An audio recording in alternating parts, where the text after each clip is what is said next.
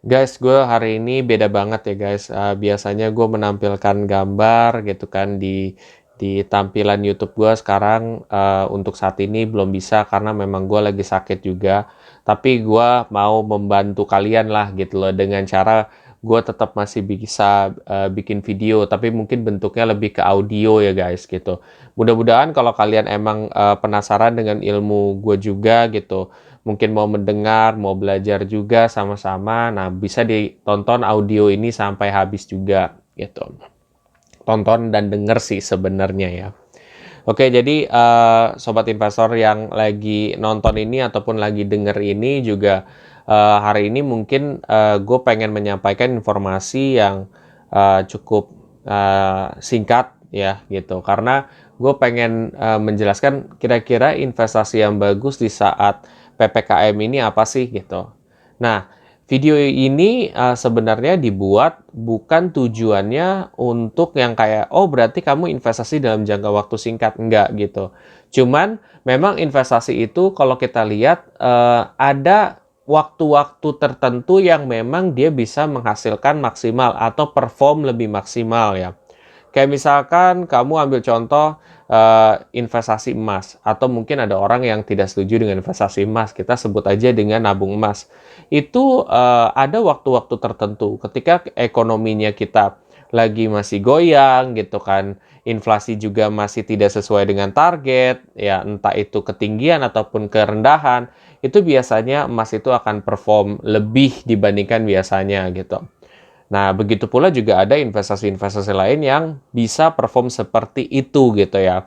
Nah, mungkin dengan gue memberitahu ini akan bisa menambah cuan kalian di investasi kalian, dan mungkin kalian yang, aduh gue jenuh nih ngelihat portofolio gue lagi minus gitu kan. Mungkin mau balancein portofolio kalian dengan, oh kayaknya gue taruh di sini juga deh gitu.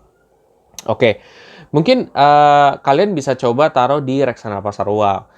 Reksadana pasar uang menurut pendapat gue itu cukup volatilitasnya itu kecil di saat PPKM ini juga.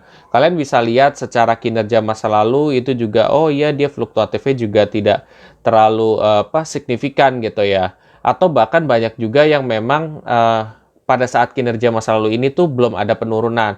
Tapi jangan pernah beranggap bahwa, oh ini berarti nggak mungkin turun. Jawabannya adalah, ya bisa saja itu turun terjadi gitu ya. Tergantung gitu, tergantung kondisi, tergantung isi asetnya gitu. Tapi at the end of the day, kamu harus bisa lihat bahwa dalam jangka waktu pendek, dia cukup bagus loh secara performance, dalam arti, ya dia penurunannya juga tidak signifikan, juga hasilnya juga lumayan gitu kan. Jadi ya kalau misalkan kalian emang tertarik untuk banyak melihat sesuatu portofolio yang positif di saat PPKM ini, untuk ya kayak bisa menyenangkan hati kalian juga, mungkin reksadana saham atau sahamnya lagi minus atau cryptocurrency lagi minus, nah itu bisa coba reksadana pasar uang gitu. Itu yang pertama. Yang kedua mungkin buat sobat investor yang punya kemampuan teknikal. Ya, ini buat kalian yang punya kemampuan teknikal atau kalian bisa membaca kurva dan garis lah. Itu mungkin kalian coba lihat di saham-saham farmasi ya, seperti Tamarano Raya, kalian coba Kimia Farma, kalian coba lihat aja di sana gitu. Itu coba deh gitu, karena dia punya potensi untuk naik juga ada, tapi juga kalau kalian salah timing itu kalian juga bisa nyangkut di sana gitu. Tapi back again, makanya ini buat orang yang punya kemampuan teknikal, tidak untuk setiap orang, karena bisa jadi ini nyangkut gitu. Makanya tetap hati-hati dalam berinvestasi. Apapun yang kalian investasikan ya, itu pastikan usahain dengan duit dingin atau uang dingin supaya lebih aman aja gitu. Aman dalam arti gini ya, kayak kalian tuh masih bisa berkehidupan, kalian masih bisa melaksanakan apa yang menjadi kewajiban kalian gitu loh, tidak yang tersiksa dan pontang-panting juga gitu. Jadi tetap harus pastiin pakai uang dingin.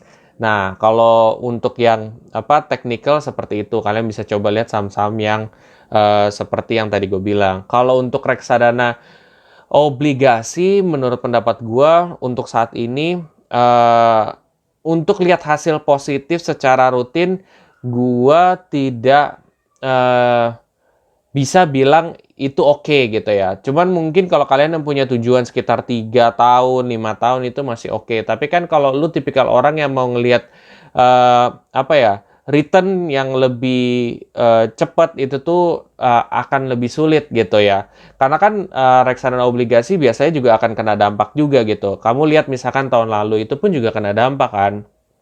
Makanya jadi balik lagi, portofolio ini mungkin akan lebih coba diberatin di reksadana pasar uang. Tapi back again ya, ini hanya apa ya, pola pandang gue dan cara pemikiran gue. Keputusan investasi ada di kita masing-masing gitu, ada di diri kita masing-masing gitu ya.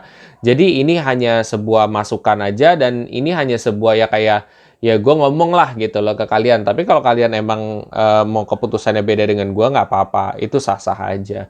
Tapi mudah-mudahan apa yang gue sampaikan hari ini bisa dapat membantu kalian juga dalam berinvestasi dan mungkin kalian yang sedikit frustasi ngelihat portofolio kalian lagi minus, mungkin dengan cara seperti ini bisa ada melihat plus gitu ya, walaupun mungkin pengennya tuh semuanya plus ya gitu, tapi kan memang nggak seperti itu. Ada beberapa investasi yang memang dia outperform di saat-saat tertentu gitu. Tapi ya pasti kalau dalam jangka panjang, ya nggak bisa dibilang pasti sih. Kemungkinan besar berdasarkan kinerja masa lalu tuh, itu hasilnya akan positif dan bagus gitu. Seperti itu sih. Kita semua mengacunya kepada kinerja masa lalu. Tapi sekali lagi ya, yang mesti diingat, pakailah uang dingin dalam berinvestasi. Karena resiko dalam setiap investasi itu selalu ada. Semakin tinggi kita pengen mendapatkan untung, resikonya itu pasti akan selalu besar. Gitu sih. Perlu diingat itu aja sobat investor. Oke, gitu aja. Buat sobat investor yang merasa audio ini sangat bermanfaat, please coba aja share, like, dan komen juga ya. Supaya ini bisa naik, mungkin coba kalian bantu like juga gitu. Supaya nge-support channel ini makin maju. Dan siapa tahu kan ini bisa jadi channel finansial nomor 1 di Indonesia gitu. Amin, amin. Oke, gitu aja guys. Sampai jumpa di video selanjutnya. Terima kasih.